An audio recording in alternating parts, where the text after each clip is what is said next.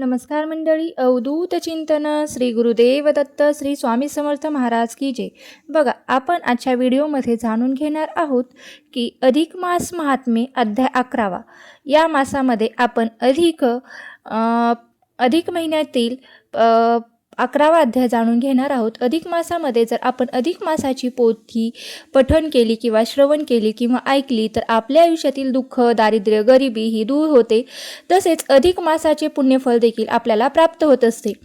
त्यामुळे तुम्ही video skip न करता शेवटपर्यंत ऐका. श्री अधिक मास महात्म्य अध्याय 11. श्री गणेशाय नम.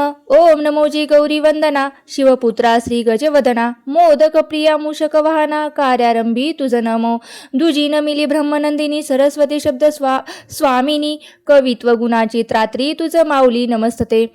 श्री गुरुराया दयासागरा. घाल कृपेचा विंझन वारा. हे लेखनी चालो भराभरा पूर्णत्वाच्या दिशेने. अच्युता केशवा माधवा.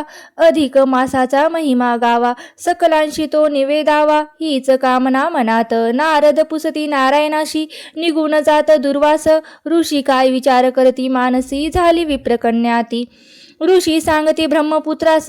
कन्या मेधावती ती खास. आचरती झाली स्वतपास. श्रद्धायुक्त शिवाच्या. करी ती शिवास प्रार्थना. माझ्या हातून घडला गुन्हा. मान न दिला गुरुवचना. घडला प्रमाद अक्षम महा. तरी आता दीन दयाला. तूच घालून पाठी मला. होई रक्षिता भक्तवत्सला. हीच चरणी विनवणी. एक अनन्य भक्ती माझ्या मनात करते. वस्ती सदैव सतत म्हणून त्या श्रीहरिप्रती. मन मान्य करीना माझे. म्हणून महत्व अधिकाचे. श्रेष्ठ न वाटे पुरुषोत्तमाचे.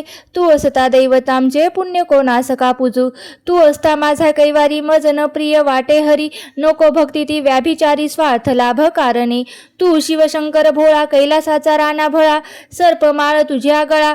तनु तेजस्वी भस्माने. शिव शिव शिव जपता नाम. सफल होतील सर्व काम. अंती लाभे कैलास धाम. तुझ्या शिवचरणाशी. भले बुरे आता माझे. तुझ पहावे कैलासनाथ. ऐसी विनवणी करून मनात. प्रारंभ केला तपाशी. एक नारदा ती विप्रकुमारी. कशा प्रकारे तप करी. ग्रीष्मकाळी अग्नी चहू फेरी. प्रदीप्त करून बैसली. शिशिर मासी नदी पात्रात. उभी राही गळ्यापर्यंत. ध्यान तिचे न विचलित होत. काही केल्यास तपाचे. शिव ध्यानाचा लागला ध्यास. शिवनामाचा लागला लळा. नीळकंठ तो तेने स्मरला. अखंड आपल्या मानसी. ऐसी बहुकाळ लोटता. चिंता वाटे अमरनाथा. भयभीत झाल्या देवदेवता. तिच्या तपोबलाने. ऋषी मुनी योगीवर. तिचे कौतुक करती फार. मनती ऐसे तपथोर. नाही आम्ही देखिले. धन्य धन्य ती मेधावती. स्वतःच्या प्राणाची देत आहुती. जिंकू पाहू कैलासपती. भोळा भक्ती भावाने. श्रीकृष्ण सांगती धनंजयाला. तिचे तप जप कळसाला. संतोष झाला सदाशिवाला. धावला दर्शन द्यावया. तिच्या सन्मुख प्रगट होत. काय बोलिला कैलासनाथ. उघड लोचन बघ साक्षात. आलो तुझ्या भेटाया. आम्ही देव भक्ताधीन. तुझी करिता आमचे चिंतन. तुम्हा वाचून एकही क्षण दुर्वा असह्य आम्हाशी. हे ऐकून कानी वाणी. कन्या झाली डोळे उघडुनी. कन्या पाहे डोळे उघडुनी. तो त्या नीलवर्ण प्रकाशाने. दीपले नेत्र साक्षात. जे ध्यान चित्ती चित्तारले. तेच समोर उभे ठेले. पाहता नेत्र पाझरले. प्रेमाश्नू झरा झरा आले. उठोनी ती मेधावती झाली. सत्वर चरणी धरती.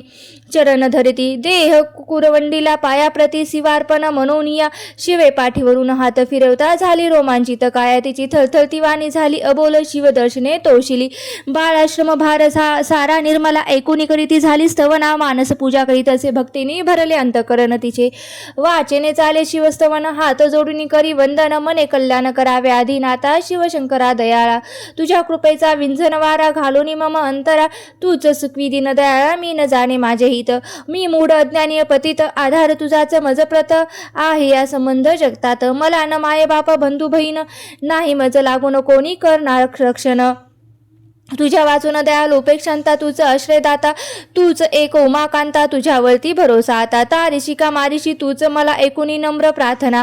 दया उपजली शिवराया मनात. तो मने दर्शन देणे आलो तुझ प्रत. तू घोर तपाचरण करून जिंकलेस माझे मन. आता देण्यास वरदान आलो आहे बालिके. तरी जे काही तुझ्या मनात मागे आहे ते वरदान मी पूर्ण करीन. समोर पाहता भव्य मूर्ती थांबली.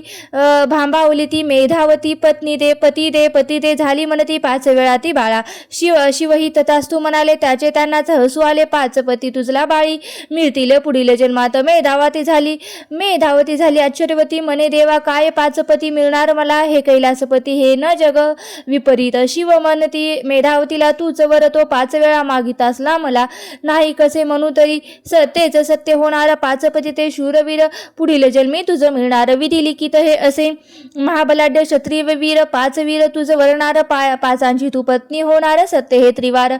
एकूण त्या शिववचनात शंकित झाले तिचे मानस. 5 पती एका पत्नीस हे तर जण विपरीत. एका नारीचा एक पती हीच असता जगरीती. 5 मी पत्नी उमापती कशी मान्य होणार का. शिव म्हणती आशीर्वचन असत्य न होई असत्य न होई जाण. पुढील जन्मी तुझं लागून पती 5 मिळतील. 5 राणी असशील तरी सौख्य भोगशील. रानावनात तू फिरशील असोनी ही साम्राज्ञानी. याचे कारण तू अहिरले. दुर्वाशे ते शब्द भले मानिले नाही पुरुषोत्तमाला. जो का प्रिय अम्मास हरिहारात तुझ्या हातून भेद घडला आहे, म्हणून त्याचे फळ निश्चित जाणं भोगावे ते लागेल. तरी तू माझी केलीस भक्ती, माझी कृपा तुझ्यावरती, म्हणून ठरशील भाग्यवती.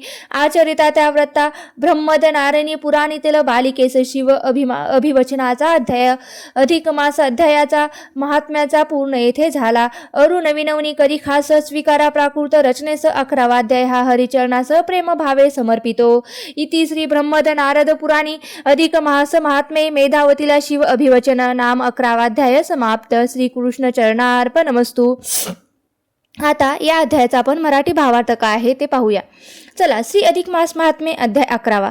मेधावतीला शिवांचा उपदेश. सूत सांगतात की दुर्वास ऋषी निघून गेल्यावर त्या विप्र कन्येचे ब्राह्मण कन्येने काय केले असे जेव्हा नारदाने नारायण ऋषींना विचारले, तेव्हा ते म्हणाले, जेव्हा तिला जाणीव झाली की आता आपल्याला कोणीच आधार राहिला नाही, पित्यासारखे दुर्वास आपल्याला भेटायला आले होते. त्यांनी आपल्या हिताच्या गोष्टी सांगण्याचा प्रयत्न केला, पण आपण मात्र त्यांच्या सल्ल्याचा अनादर केला. त्यांनी सांगितलेल्या अधिक मासावर अविश्वास दाखवला आणि त्या पुरुषोत्तम मास नाव ठेवून त्याचे मन दुखावले. हे आपल्याकडून खूप मोठा अपराध झाला आहे. याची जाणीव झाल्यावर तिने शिवजींची करुणा भागली. आता शेवटचा उपाय म्हणून ती आपल्या लाडक्या उपास्य देवतेचे कठोर तप करू लागली. तिचे तप इतके कठोर होते की ऐन उन्हाळ्यात ती सभोवती अग्नी प्रज्वलित करून त्यात बसून तप करायची. ऐन कडाक्याच्या उन्हाळ्यात कडाक्याच्या थंडीत गळ्या इतक्या पाण्यात उभी राहून साधना करायची. तिच्या तपाने जेव्हा सीमा गाठली तेव्हा शिवजी तिच्यावर खूप प्रसन्न झाले. त्यांनी तिचे कौतुक करत तिला दर्शन दिले आणि वर माग असे सांगितले. तेव्हा त्या दिव्य दर्शनाने इतकी भांबावून गेली की तिने न कळत मला पती दे पती दे पती दे असे 5 वेळा प्रार्थना केली. प्रत्येक वेळी शिवजी तथास्तु म्हणत गेले. त्यांनी तिला सांगितले, तुला पुढील जन्मी 5 पती मिळतील. हे ऐकून ती आश्चर्यचकित झाली आणि म्हणाली, देवा ही गोष्ट तर जगा विपरीत आहे, पूर्णपणे वेगळी आहे. ती लोकांना कशी मान्य होणार. त्यावर शिवजी म्हणाले, हे विधिलिखित आहे आणि हे सत्य होणारच आहे. पण त्याचबरोबर तुला हेही सांगतो की तू या जन्मातही वनवास भोगशील. नंतर कृष्ण कृपेने जेव्हा तू पुरुषोत्तमाची आराधना करशील तेव्हा तुला पुन्हा सर्व राजवैभव प्राप्त होईल.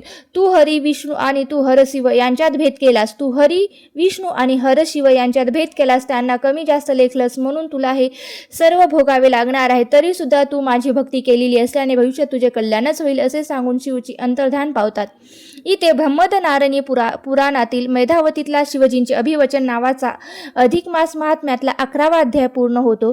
तुम्हाला जर हा अध्याय आवडला असेल, कथा जर आवडली असेल आणि चॅनलला लाईक करा, सबस्क्राईब करा आणि आपल्या मित्र परिवारासोबत नक्की शेअर करा. व्हिडिओ शेवटपर्यंत पाहिल्याबद्दल अगदी मनापासून तुमची मी खूप खूप आभारी आहे. धन्यवाद. श्री स्वामी समर्थ. जय जय स्वामी समर्थ.